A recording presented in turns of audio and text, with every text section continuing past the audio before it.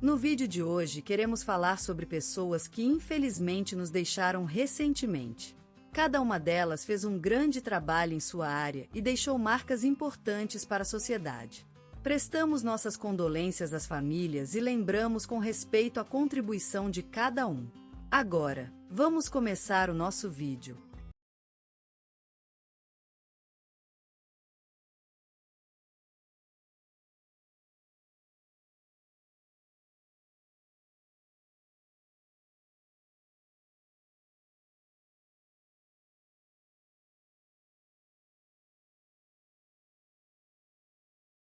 O senhor Júlio Oliveira, nascido em Vila das Flores, região sertaneja do estado de Bahia, faleceu ontem à tarde, aos 85 anos de idade. Ele era um homem que viveu com amor e dedicou sua vida ao serviço dos outros, sendo lembrado pelos que o conheceram como um verdadeiro santinho. Júlio foi o sexto filho de uma família campeira que, apesar da pobreza e das dificuldades, sempre ensinou a importância do trabalho, da solidariedade e da educação. Aos 15 anos, Júlio decidiu mudar-se para a capital estadual, onde cursou o ensino médio no Colégio Estadual Manuel Vitor Pires e, anos mais tarde, se graduou em Ciências Biológicas na Universidade de Feira de Santana. Dedicado à proteção ambiental, Júlio trabalhou por 45 anos como guarda florestal da Reserva Biológica de Caraça, no estado de Minas Gerais. Ele foi responsável por salvar inúmeras espécies em extinção e criar programas de conservação e sustentabilidade que, até hoje, são estudados e adaptados em várias universidades brasileiras e estrangeiras. Júlio era reconhecido pela sua habilidade de se comunicar com os jovens e incentivá-los a aprender e a respeitar a natureza. Ele criou uma escola ambiental, que atende as comunidades vizinhas da reserva, ministrando cursos e workshops de biologia e educação ambiental para crianças e adolescentes. Em 2005, recebeu a Ordem do Mérito Cultural por 30 anos dedicados ao ensino público. Júlio era conhecido como mestre da floresta e seus alunos sempre lembraram dele com afrontamento e afeto. Em sua casa, no bairro da Pedra Branca, em Salvador, Júlio gostava de ler livros sobre botânica e ecologia, cortar lenha para aquecer o fogo na noite mais escura e ouvir música de violão tocada por amigos e família. Em seu testamento, Júlio pediu que, após a sua morte, fosse doado seu acervo de livros e instrumentos musicais à Biblioteca Municipal do bairro e que fossem criadas bolsas de estudo em suas memórias para jovens promissoros. Falaram dele no programa da Rádio Nacional, o senhor Júlio Oliveira, um homem dedicado à vida, cujo legado viverá para sempre na memória das pessoas que teve a sorte de conhecê-lo. Hoje, a mulher que havia sido o sol nas nuvens de um pequeno povoado mineiro cedeu às sombras da vida. Maria Olímpia Almeida, mãe de 5, avó de 7 netas e 3 netos, deixou para trás uma memória viva e inalienável. Nascida em 1950, na pequena cidade de Vale Verde, Maria Olímpia era filha de um agricultor e uma dona de casa, ambos sólidos cristãos que instruíram suas crianças com amor e respeito. Com o passar do tempo, Maria Olímpia revelou-se uma aluna brilhante, e foi aos 17 anos que ingressou no curso de Pedagogia da Universidade Federal de Minas Gerais. Casada com Jorge Almeida, um engenheiro civil que trabalhava na capital paulista, Maria Olímpia deixou seu amado povoado em 1975, rumo a grandes horizontes. Porém, não foi facilmente esquecida por quem a conheceu lá. Naquele pequeno povoado, a senhora Almeida havia sido tudo: professora de literatura na escola pública, atriz-diretora do grupo teatral da cidade e ativista pela preservação do rio que banhava o local.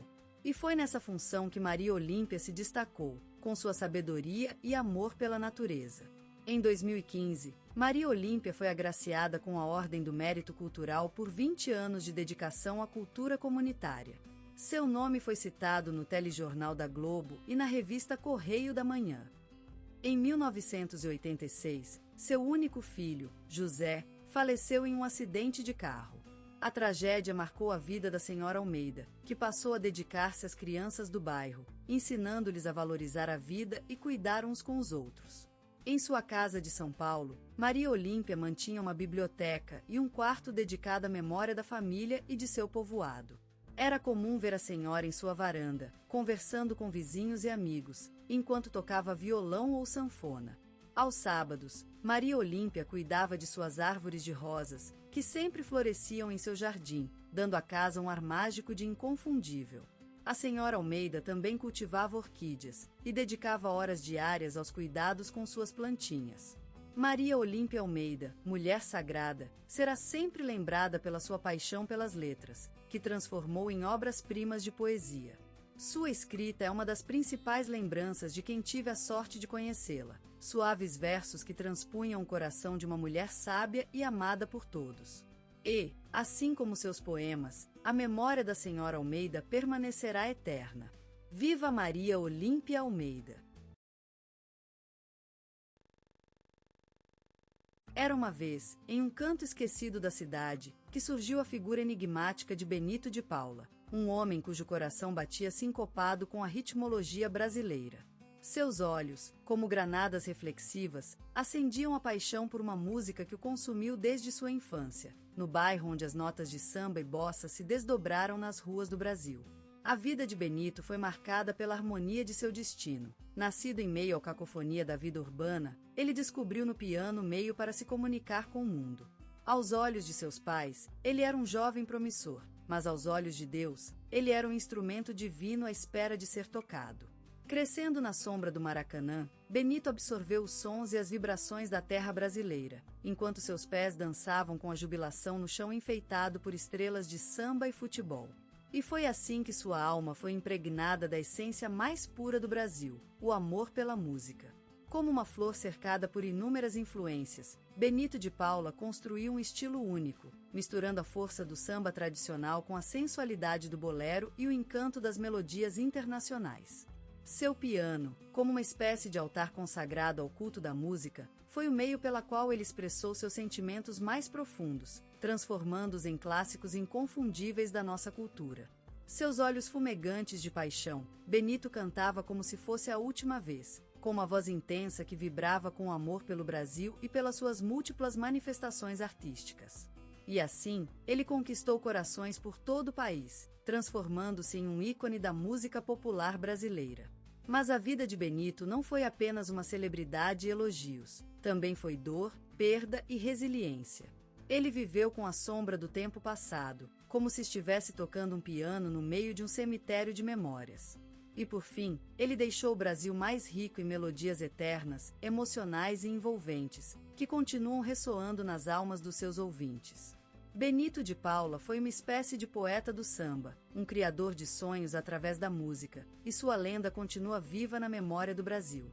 Sua voz intensa e o piano como instrumento central deram a ele um lugar único no cenário artístico do país, marcando para sempre a história da música popular brasileira. Naquele vale encantado onde as montanhas abraçam o céu, nas margens do Rio Bonito, surgiu o destino de um menino chamado Benito de Paula.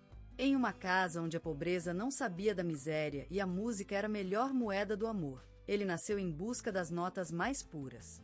A vida no povoado de Nova Friburgo, com suas festas cálices e seus ritmos que vibravam no ar, foi a sua semente. Desde o primeiro sol levantar acima da serra, as mãos pequenas de Benito tocavam os teclados do piano herdado de seu avô, que havia trazido da velha terra italiana. Cada nota era uma palavra, cada acorde uma emoção. A música se tornou a linguagem do menino, um olhar direto para o coração das pessoas. A vida no bairro era cântico. As festas da padroeira Nossa Senhora dos Remédios, com suas farras e seus bailes, eram palco de exibições musicais do jovem Benito. Ele encantava a todos com sua habilidade precoce de transformar sentimentos em sons, como se a mão direita fosse uma pena dourada que escrevia melodias no ar. Mas a vida não é só festa e música. Há alço, luto e tristeza, como o da morte do tio, um evento que marcou a infância de Benito.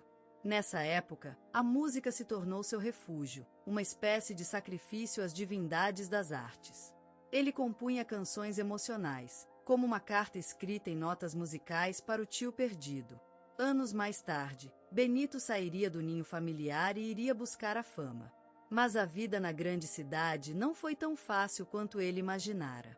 As ruas de Rio de Janeiro, com seus traços e seu barulho, pareciam uma prisão para o menino de Nova Friburgo. Há dias que ele perguntava-se se a música continha o poder de mudar tudo, ou se ela era apenas um sonho eterno. Mas a música não esqueceu dele. Quando tudo parecia perdido, uma noite sombria em Copacabana, surgiu um convite para tocar em um barzinho chamado Suburbia. Lá, ele reencontraria sua paixão pela música e o amor pelas notas puras. A partir daquele momento, a vida de Benito de Paula começou a mudar. As noites no Suburbia foram um banho de luz para seu talento. Seus dedos dançavam na tecla e suas canções voaram pelo céu do Rio. A música tornou-se o meio de comunicação mais puro, uma espécie de sacrifício às divindades do amor e da esperança. E hoje, quando ouço as notas da nossa Mãe de Santana em todos os cantos do Brasil, lembro-me que a música é o sangue que corre nas veias de Benito de Paula, e que ele continua sendo o menino de Nova Friburgo, buscando as notas mais puras. O sol da infância de Benito de Paula se esvaiu lentamente no horizonte do passado, como se a vida tivesse já marcado um caminho inquebrante para ele. Nesse tempo de brilhos e sombrearmentes, a juventude era uma pradaria aberta a sonhadoras ilusões artísticas, onde a vontade e o instinto despertavam o espírito criativo em cada um de nós. E Benito, com olhos radiantes, andava arrastado por essa onda, imerso no mar das melodias. Os bares pequeninos e as casas de espetáculo foram testemunhas silenciosas dessa jornada, aqueles recontos que resplendem com a aura da criatividade, onde o som se transformava em palavras, nascem sentimentos, dançam emoções. Lugares de encontro entre os sonhos e as realidades, os espaços míticos onde ele encontrou-se com si mesmo e descobriu a sua verdadeira vocação. Naquele mundo intangível e sutil da música, Benito de Paula construiu seu império pessoal, uma fortaleza de sons e rimas que levavam voz às suas almas desgarradas. Aquelas canções autorais surgiram como flores naquele terreno fértil da juventude, sementes plantadas nas trevas da noite e alimentadas pelo sol das manhãs de amor e esperança. E a música, ela foi a sua sementeira, a chuva que regou suas aspirações e o vento que as levou para os céus.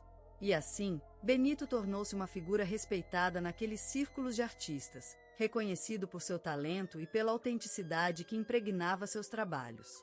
Era comum ver seu rosto iluminado pelo fogo das lentes do palco, sutis sombras que desenharam linhas em suas expressões, contornando a paixão de um homem que se dedicou ao amor pela música.